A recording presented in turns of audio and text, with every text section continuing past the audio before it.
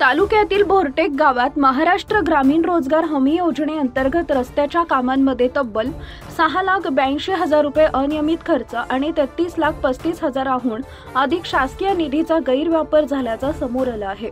शिरपूर पंचायत समितीचे विस्तार अधिकारी संजय पवार यांच्या फिर्यादीनुसार भोरटेक ग्रामपंचायतीच्या तत्कालीन महिला सरपंच ज्योती सुरेश पाटील आणि ग्राम रोजगार सेवक जयवंत निंबाजी पाटील यांनी संगनमत करून रोजगार हमी योजना अंतर्गत 1 ते 8 क्रमांकाच्या रस्त्यांच्या कामांमध्ये बनावट कागदपत्रांचा वापर केलेल्या प्रकरणात 1 एप्रिल 2019 ते 10 फेब्रुवारी 2024 या कालावधीत शासनाच्या निधीचा गैरवापर झाल्याचा निष्कर्ष पोलिसांनी नोंदवला आहे। या प्रकरणी थाळनेर पोलिसात दोघांवर गुन्हा दाखल झालाय।